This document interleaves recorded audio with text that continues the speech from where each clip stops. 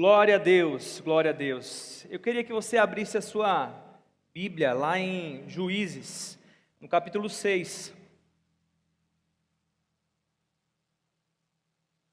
Juízes 6, verso 11.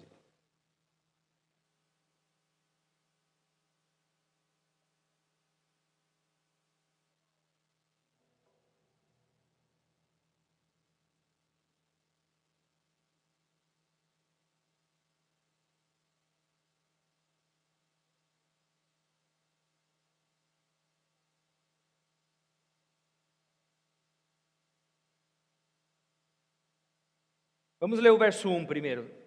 Juízes 6, verso 1. Do verso 1 a gente vai pular para o verso 11 e 12 e depois vamos ler o 14, tá bom? Juízes 6, 1. Diz assim: Fizeram os filhos de Israel o que era mal perante o Senhor. Por isso o Senhor entregou eles nas mãos dos midianitas por 7 anos. Verso 11.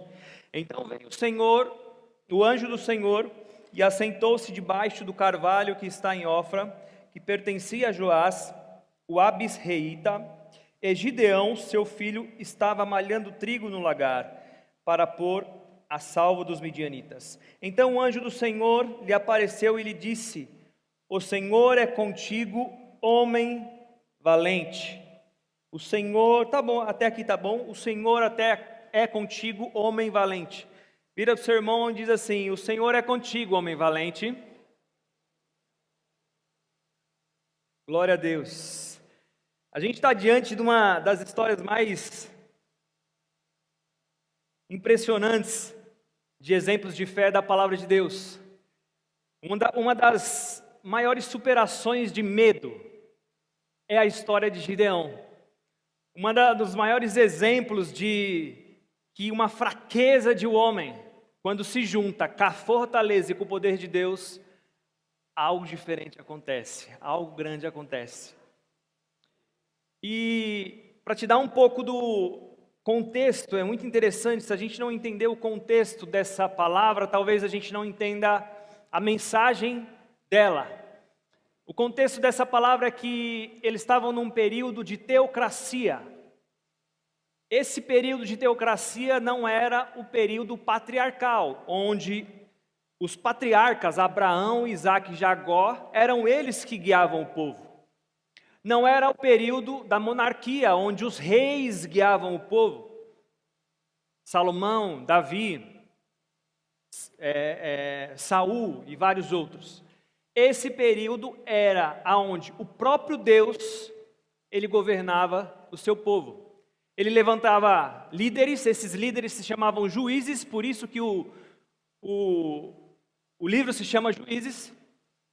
E esses líderes, eles eram responsáveis para governar, para libertar o povo.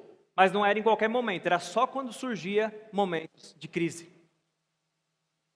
E essa época foi marcada por um ciclo repetitivo, onde o homem ele pecava. Se você ler Juízes, esse ciclo ele vai se repetir em várias histórias. O homem ele pecava, aí Deus confrontava o homem, eles eram castigados, e aí depois disso o povo se arrependia, e aí depois disso Deus libertava o povo. A Bíblia diz que naqueles dias, em Juízes, vários versículos em Juízes fala isso, não havia rei em Israel, e cada pessoa, cada um fazia o que era bom aos seus próprios olhos. As pessoas elas faziam aquilo que elas queriam.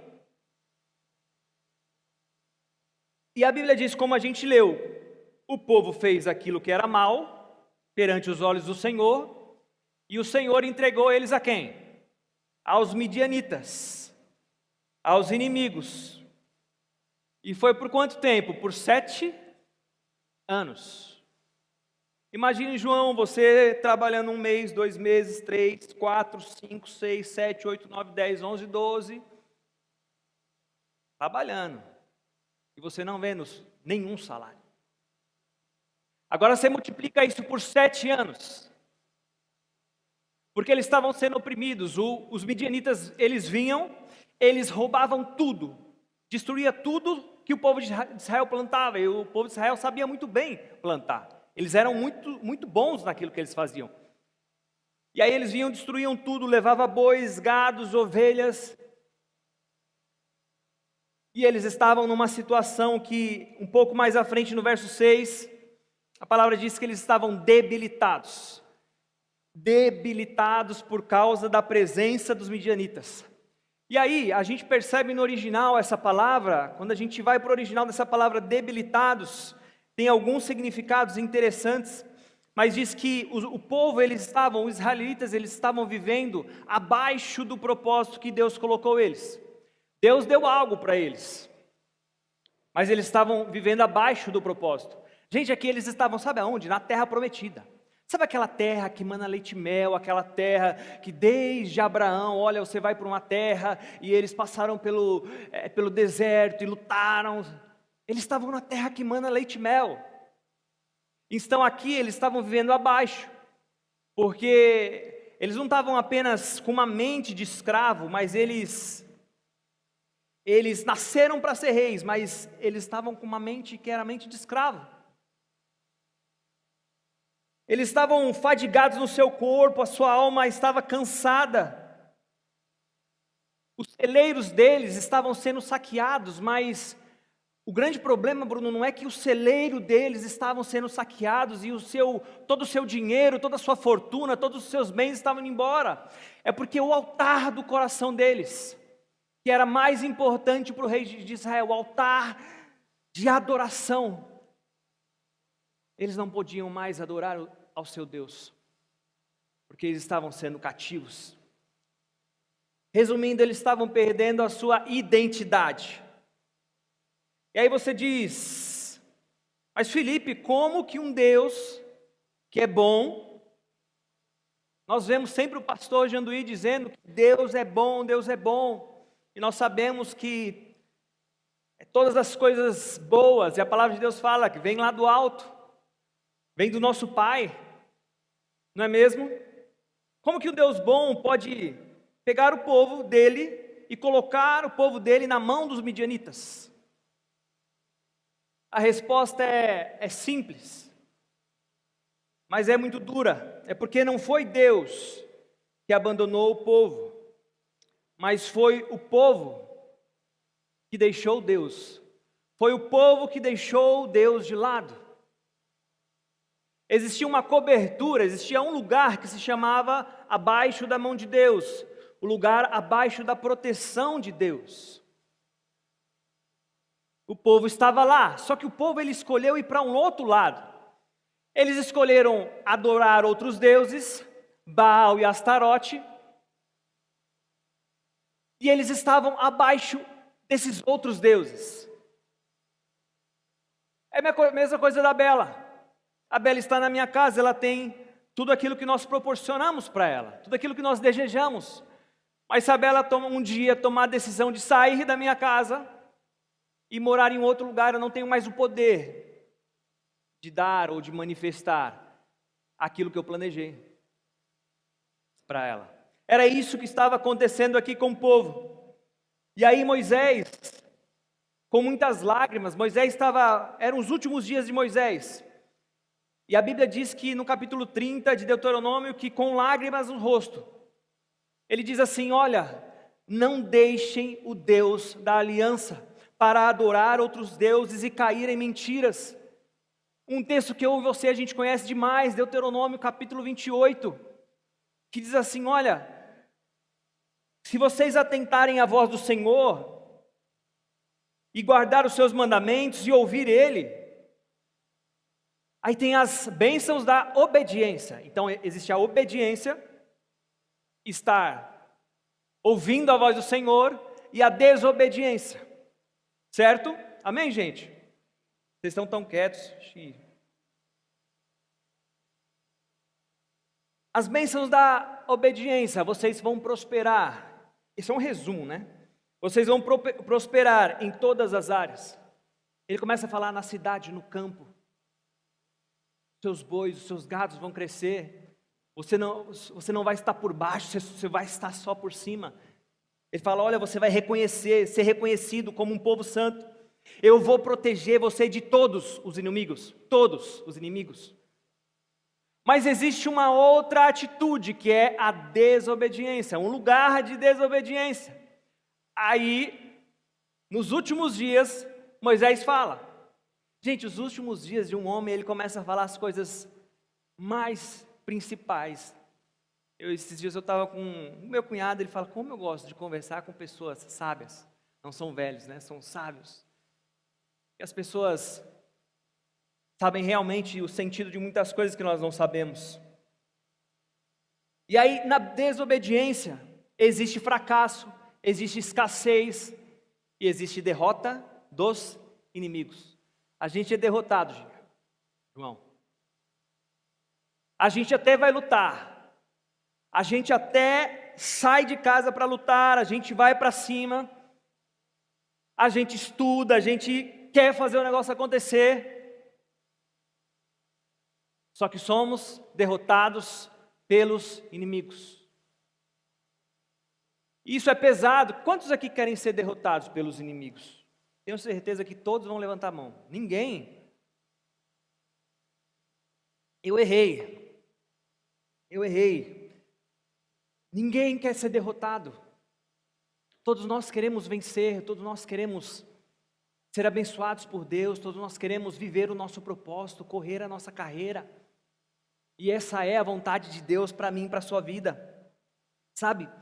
E é interessante porque Moisés fala isso, né? Moisés é aquele que leva o povo na terra prometida, Moisés não entra, ele fala tudo isso no finalzinho, como eu falei. Aí vem quem depois de Moisés? Josué. Aí Josué, nos últimos dias também, a última coisa que ele fala, lá em Josué capítulo 24, antes de partir, Josué diz assim, escolham hoje quem vocês vão servir. Se vocês vão servir os deuses dos seus pais, ou se vocês vão servir ao Senhor, eu e a minha casa, nós vamos servir ao Senhor. Querido, eu e você, a gente precisa tomar algumas decisões. Hoje é uma noite de eu e você nós tomarmos algumas decisões em algumas áreas da nossa vida. Você fala, nossa Felipe, que palavra pesada de obediência, de desobediência, mas eu confesso para você que eu tentei fugir disso. Tentei fugir dessa palavra algumas vezes. Só que o Senhor colocou isso muito forte no meu coração. Que eu e você, nós precisamos tomar escolhas. A quem nós estamos servindo? Quais são os deuses que iremos servir? Será o Senhor ou os outros deuses?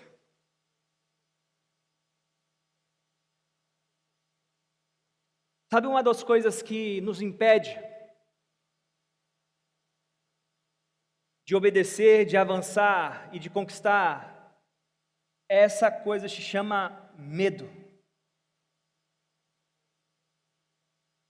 O medo, ele é algo tão sério que ele começa a tomar conta no nosso coração, ele começa a entrar no lugar do nosso coração. E aí quando a gente vai ver, quando a gente olha para o nosso coração, quando a gente olha para dentro de nós, a gente percebe que esse medo ele está se tornando uma idolatria. Felipe, como assim o medo tornar uma idolatria?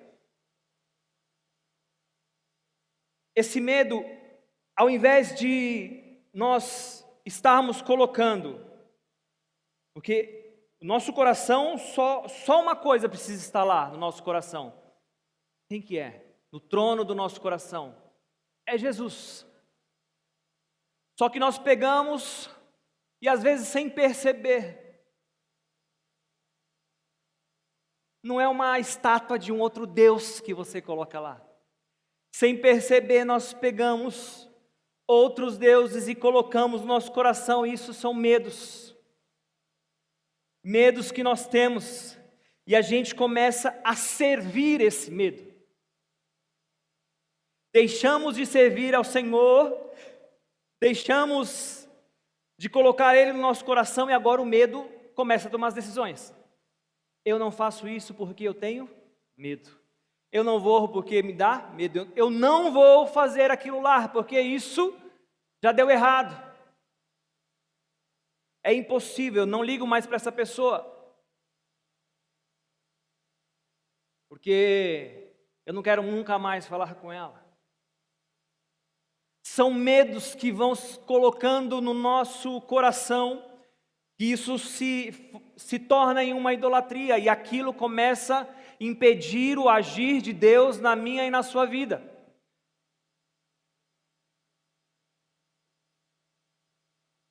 Sabe, querido, quem está no trono do nosso coração? Quem está no trono do seu coração? Faça uma avaliação. Quem está reinando no seu coração? Porque a palavra de Deus, ela fala que o perfeito amor de Deus, ele lança fora todo medo. Quando a gente se envolve com o amor de Deus, o perfeito amor, ele começa a lançar fora todo e qualquer medo. E o amor de Deus, a gente lê em João 3,16, porque Deus amou o mundo de tal maneira que nos amou. Deu seu Filho e nos amou, amém? Para que a gente crê, não pereça, mas tenha vida eterna. E aí a gente olha para esse amor apenas, fala, amém, eu recebo esse amor de Deus, eu creio, eu confio nesse amor de Deus. Mas o amor de Deus não é só isso. Quando nós olhamos para a palavra de Deus, nós vemos, João 3,16 fala isso. 1 João 3,16, fica mais fácil de decorar. 1 João 3,16 diz o quê? Nisto nós conhecemos o amor. Existe uma coisa que a gente conhece amor, e Ele nos amou. E agora é hora da gente dar a vida pelos nossos irmãos. Cristo deu a vida por nós, e agora é hora de eu dar a vida pelos nossos irmãos. A partir do momento que apenas o seu sonho, apenas o seu projeto, apenas as suas coisas estão no trono do seu coração, existe medo. E o perfeito amor não vai lançar fora todo medo, porque existe dentro de você uma autossuficiência, e você não está colocando a sua suficiência total em Deus. Amém, irmãos? Aleluia. Eu vou chamar o Mateus aqui, que vocês estão muito quietos. Mateus, vem para ajudar. Cadê o Mateus? Acho que não está muito bom, Mateus. Ajuda aí, Mateus. Glória a Deus. E a Bíblia também fala que Deus nos deu espírito de medo, mas poder, amor e moderação. Aleluia. Glória a Deus. Glória a Deus, glória a Deus. Sabe, irmãos, existem coisas que a gente vai receber pela imposição de mãos em nossas vidas. Existem coisas que nós vamos receber pela graça e favor de Deus. Eu lembro uma vez que eu fui curado, eu estava ali sentado, o pastor Bruno, ele olhou para mim e falou, receba. Eu fui curado. Sabe, ele olhou para mim. Então existem coisas que nós vamos receber de Deus pela graça e pelo favor dele. Mas existem coisas que um clamor precisa ecoar de dentro para fora. Algo de dentro de nós, algo de dentro de mim, de você, precisa ecoar para fora como uma expressão de fé, ou muitas vezes uma expressão de desespero, mas um desespero confiando na dependência total de Deus.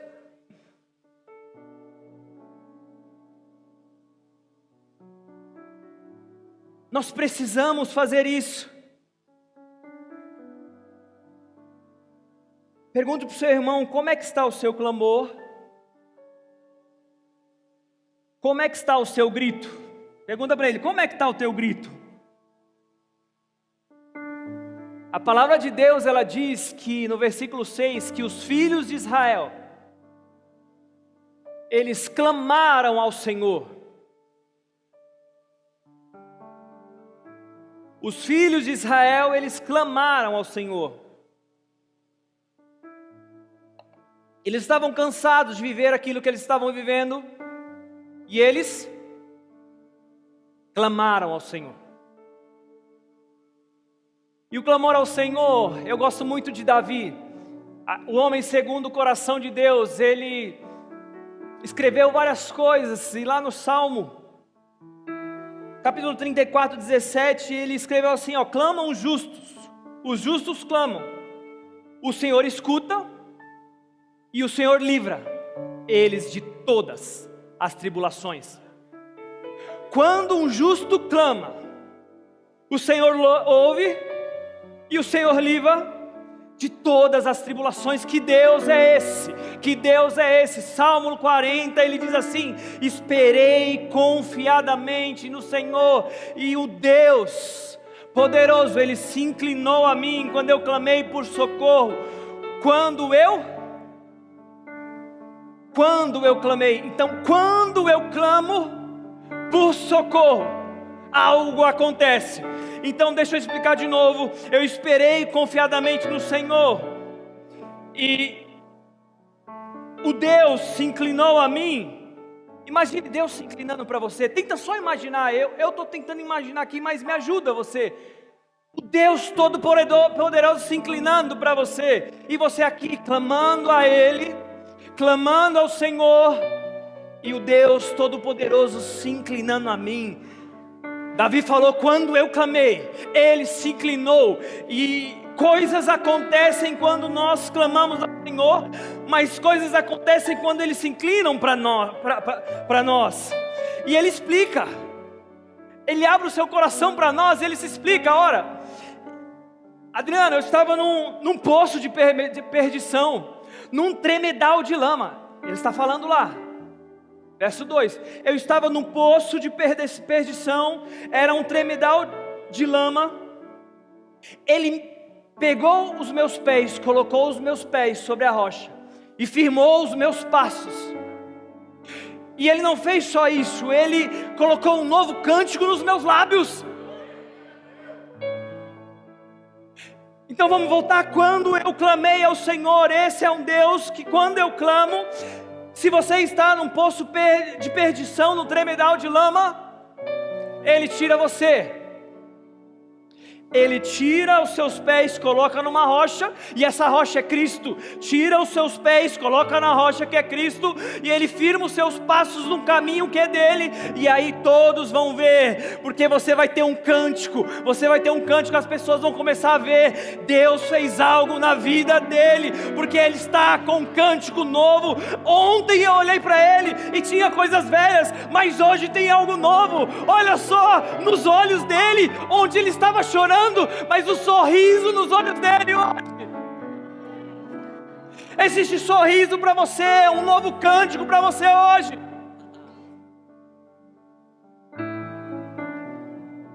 Espere confiadamente. Não é na conta, não é no seu chefe, não é em nada, não é no pastor, não é na igreja, no seu esposo, nos seus filhos. Essas pessoas podem fazer muitas coisas por nós, sim, mas Ele fala: olha, eu esperei confiadamente no Senhor, e Ele se inclinou para mim. Deus está se inclinando para nós hoje, e fazendo algo novo, amém? Você pode dar um glória a Deus, você pode vibrar com essa palavra, aleluia, aleluia, glória a Deus. Aleluia, glória a Deus, glória a Deus. A maioria das vezes, o plano de Deus para resolver alguma situação, eu acho interessante porque envolve pessoas, né? Deus normalmente pega as coisas que são ordinárias do dia a dia, aquelas coisas que são comuns, e pega aquelas coisas e transformam em ordinárias. E é interessante que quando Deus ele vai responder o clamor do povo, lembra que eles clamaram a Deus, e Deus vai responder o clamor do povo. Deus podia pegar o anjo e destruir todos os midianitas. colocar uma coluna de fumaça no terreno deles lá, para eles não entrarem.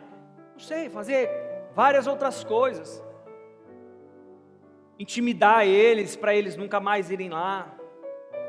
Deus podia que o anjo jogasse um meteoro lá e tudo se resolvesse.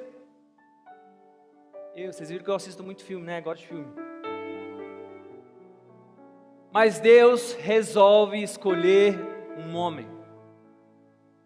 Deus resolve escolher uma pessoa, e isso eu acho impressionante. E o mais interessante é que esse homem se chamava Gideão, como você sabe. Era um homem que malhava o trigo no lugar errado. Ele estava malhando o trigo no lagar, escondido, medroso.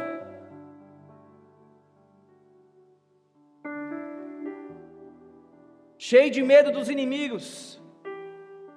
Só que o anjo chega para Gideão e fala: Gideão, eu escolhi você.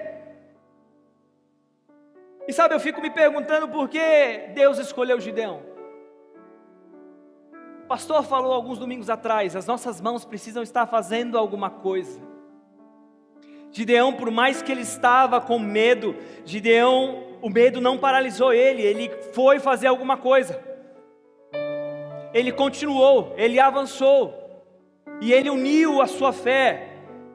Aquilo que ele falou, a sua fé é uma ação correspondente. Quando uma ação correspondente nossa, nós cremos em algo, nós declaramos, a palavra de Deus fala, eu criei, por isso eu falei, e uma ação correspondente nossa se manifesta. Querido, Deus levanta eu e você.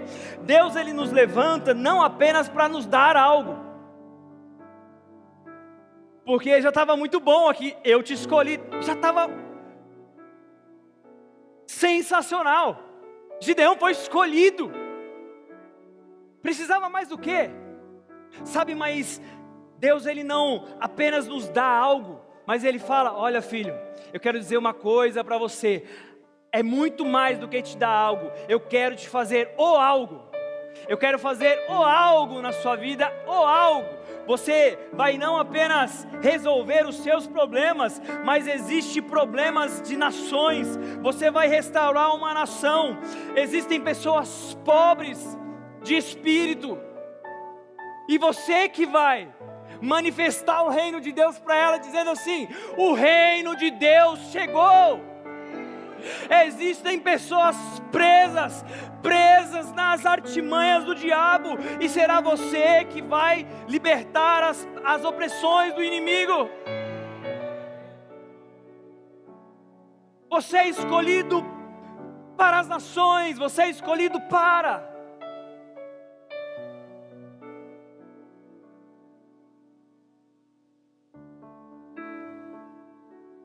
A gente fica esperando algo, mas Deus quer nos fazer o algo para um fim. Não somos chamados para apenas carregar mantimentos, queridos, carregar coisas, carregar casas, carros.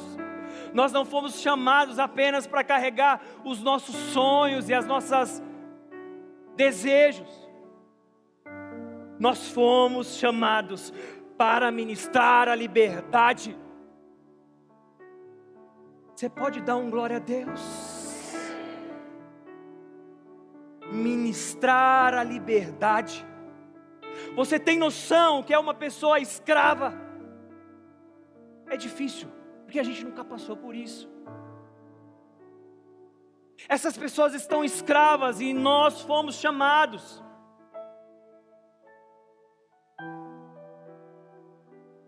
para ministrar a liberdade dele. Aleluia. E aí o anjo chega para Gideão e fala: Gideão, o Senhor é com você, homem valente. Eita nós.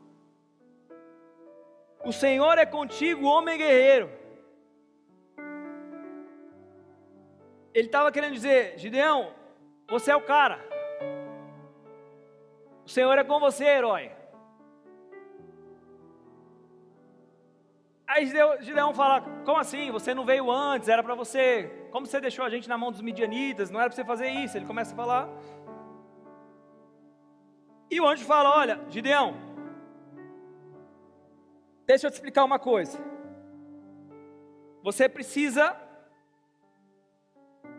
fazer algo, porque o Senhor está com você agora. Ele não estava, mas agora Ele está. E existe uma missão para você. Vai na tua força e livra Israel das mãos dos midianitas. Que força você tem hoje? Talvez você esteja 7 anos. Um ciclo de 7 anos, ou 10, ou 15, eu não sei quantos anos. 1 ano, 1 mês, alguns dias. Sofrendo por algo. Sofrendo uma opressão do inimigo.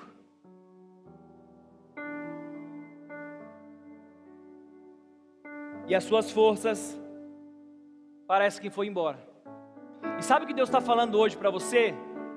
Vai nessa força e livra Israel. É nessa força que você está hoje, agora. E eu tenho um plano para você. Eu tenho um propósito para você. Eu tenho algo que eu construí antes da fundação do mundo para você. Para você, Dani. É só para você, Dani. É para você. É para você, André. Vai e faz. Livra Israel. Qual é o propósito? Qual é o chamado que Deus tem para você? Como você tem respondido a isso? O que temos feito?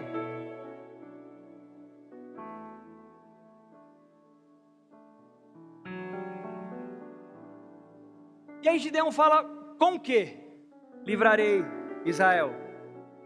Me explica, anjo, calma aí, ó. Tá bom, você está falando para eu ir nessa força, livrar Israel, o Senhor é comigo, eu sou homem valente, mas me explica como eu livrarei Israel.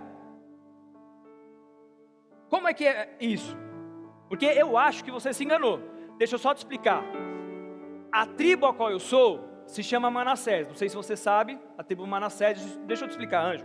A tribo Manassés é a mais pobre de todas. E aí, anjo, deixa eu te falar uma outra coisa. Além da tribo de Manassés ser a mais pobre de todas, da minha casa, na minha casa tem várias pessoas, a Bíblia não relata quantas pessoas, mas na minha casa, eu sou o menor.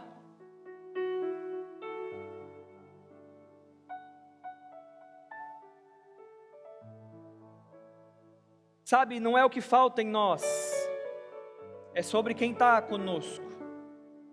Só que Deus chama Gideão de valente, e ele estava se sentindo insignificante para aquela missão.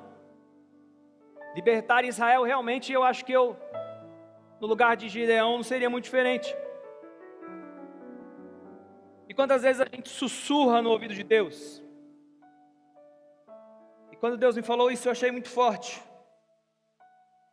Quantas vezes a gente sussurra no ouvido de Deus? Deus, eu não sou capaz, eu não tenho força. A minha família é a menor, eu não tenho tempo, recursos, talento. Ou pior, a gente fica se comparando com os outros. Foi isso que Gideão fez. Pegou a tribo dele, se comparou com todas as outras tribos. Pegou ele, se comparou com os da casa. E a gente faz isso. E isso impede a gente de avançar. Mas olha que forte isso.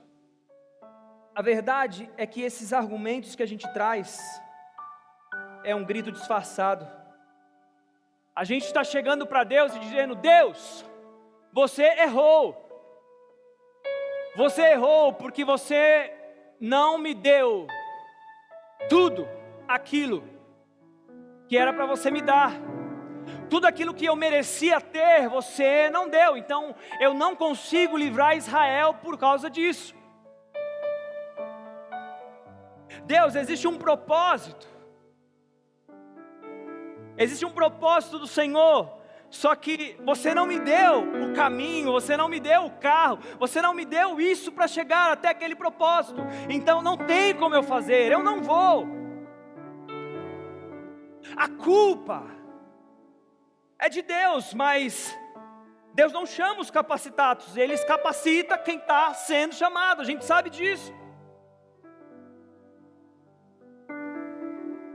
Sabe as nossas fraquezas, as nossas debilidades que sempre vão ter, as nossas limitações, as nossas tribulações, as nossas dificuldades não são erro divino, não são um erro de Deus, mas tudo isso é um convite que Deus faz, é um convite para um milagre. Todas essas coisas, essas dificuldades que nós trazemos são convites para o milagre de Deus. Então o tamanho da família, o tamanho ali de Gideão, era o convite para o milagre de Deus. Deixa eu traduzir para você, a sua enfermidade é um convite para o milagre de Deus na sua vida. Os seus medos, as suas são o convite do milagre de Deus na sua vida. Você deixando eles, milagres irão acontecer na sua vida. Deixando eles, milagres vão acontecer. As minhas finanças, Felipe, você não sabe, o problema nas minhas finanças são convites para o milagre de Deus acontecer em você, na sua casa, na sua família, nos seus. A sua esposa vai olhar, só podia ser Deus. Os seus filhos vão lá, papai, só podia ser Deus. O nome de Deus vai ser glorificado. Não é o seu tamanho, não é a sua família, não é o seu pedigree, é o que Deus faz, não é o quanto de tempo que você tem, não é todos os recursos que você quiser, é o poder de Deus em nós, é o poder dele fazendo na minha e na sua vida, é o toque dele, quando ele toca algo novo acontece. Deus está nos tocando hoje, algo novo está acontecendo, no meu, no seu coração.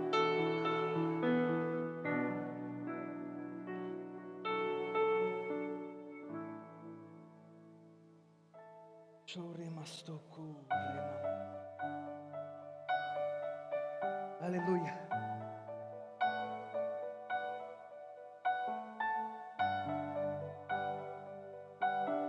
E aí o anjo, a gente já está finalizando. O anjo chega e eu acho impressionante isso. Ele fala assim: olha, porque eu estarei com você. Você vai vencer os midianitas como se fosse um só homem. Esse é o poder de Deus, porque eu estarei com você. E quando eu li esse texto, eu lembrei de uma experiência minha com a minha filha, né? Antes mesmo de ter ela, eu via que os pais sempre levantavam os filhos, né? É algo muito comum de pegar e levantar os filhos. E eu sempre olhava aquilo e falava: nossa, como a criança ela se diverte. Como algo tão simples faz a criança rir e se divertir. E eu falei: eu quero fazer com a minha filha. Aí a gente espera chegar o tempo certo, né? E aí eu comecei a fazer. E aí eu percebi que ela estava com medo. E ela falava: não, papai, eu não quero. Só que eu percebi que era um medo que ela precisava vencer. E aí teve um dia que eu falei assim: Bela, o papai não vai soltar você. Pode confiar em mim. Eu nunca vou te soltar. Pode confiar em mim. Desde aquele dia, todos os dias que eu chego em casa, eu preciso fazer isso. Você já deve imaginar. Ela começou a confiar. E aí eu percebi, mano, que é o Deus estar comigo. É a confiança, é porque Ele está comigo. Por causa que Ele está comigo, eu vou vencer. E aí Deus está falando para Gideão: deixa eu te falar, ó, não é por causa da sua roupa, do seu salário, da tua empresa, não é por causa do teu discurso, não é por causa da sua família, não é por causa da sua posição. Só é por causa de uma coisa que você vai vencer e você vai libertar Israel, e isso se chama Deus Emanuel, o Deus conosco, aquele que não está apenas, mas Ele é conosco, o Deus que é conosco, Emanuel, Ele está conosco sempre, e é por isso que nós vamos derrotar todas as coisas como se fossem um só homem. É um só homem, são facilidades que Deus vai dar para mim e para você. Vai ser como um só homem. Você crê nisso, querido? Em nome de Jesus. Porque Deus é por nós, quem será contra nós? Se Deus está jogando no nosso time, se Deus está do nosso lado, se a gente está com Ele, quem vai ser contra? Quem se levanta para ser contra? Ninguém. Aleluia. Sabe, querido, eu lembro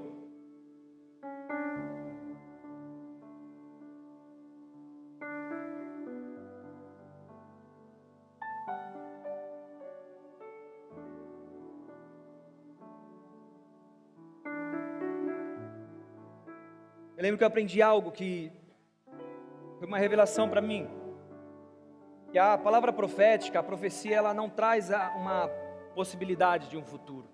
E a gente viu isso na conferência de oração, né? Não é uma possibilidade de um futuro, uma possibilidade do que vai acontecer no futuro. A palavra profética, ela traz a revelação daquilo que já é eterno. Aquilo que já é eterno, ela traz uma revelação disso. Nós temos a tendência de ver e achar apenas a realidade que nós estamos vendo. Exemplo, tem uma garrafa cheia aí, Bruno? Essa garrafa aqui, ela está cheia ou vazia? Ela está cheia. Essa é a realidade dos nossos olhos, mas a verdade da palavra pode vir e dizer: essa garrafa não está cheia. Essa garrafa não presta para nada, porque ela está toda essa água está contaminada. Então joga fora. Ela é pior do que essa aqui. E está vazia. A gente fica às vezes buscando isso, a realidade dos nossos olhos.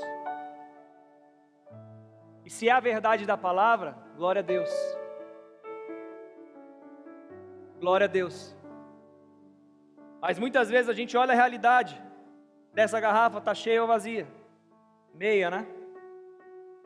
Meia cheia ou meia vazia.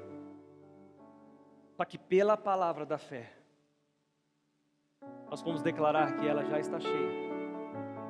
Porque a fé, ela faz o quê? Quando nós declaramos que está cheio, não está mais contaminado, tá bom, viu, gente? A fé, ela vê isso. A fé, ela está vendo isso, e ela está vivendo isso, e ela está usufruindo disso. Não disso, por mais que ainda não aconteceu. Lá em Gênesis aconteceu já, esse problema é desde Gênesis. Você fala, pô, Felipe, é comigo. Não, é desde Gênesis. O diabo chegou, isso é uma coisa diabólica, viu, gente? Diabólica. O diabo chegou para Adão e falou: Adão, no dia que você fizer, você vai ser. Querido, Adão já era. Adão já tinha tudo. Mas o diabo chegou e fez o quê? No dia que você fizer, você vai ser. Na verdade, quando nós temos a consciência de quem nós somos, a gente começa a manifestar quem Deus é nas nossas vidas. Amém? E aí, para finalizar a história, Gideão venceu. Tá bom? Gideão vence. Foi de uma forma impressionante, acho que com certeza você já sabia que ele ia vencer. 135 mil homens eram os midianitas. E aí, o povo que estava com Gideão, ele conseguiu 37 mil. E aí Deus falou: Gideão, é muita gente, reduz para 300. Gente, qual o sentido de Deus fazer uma coisa dessa? Qual o sentido? Deus fala: Gideão, você vai lutar de 300 homens com 135 mil homens. Sabe, às vezes a gente olha para a nossa vida e a gente fala: nossa, eu perdi tantas coisas me foram tiradas. Mas Deus fala: pouco que você tem, é esse pouco que eu vou fazer muito. Não importa o que você perdeu, não importa nada do que foi, é com pouco que eu faço muito. As pessoas vêm na nossa vida, elas se vão, e muitas vezes Deus ele começa a tirar algumas pessoas.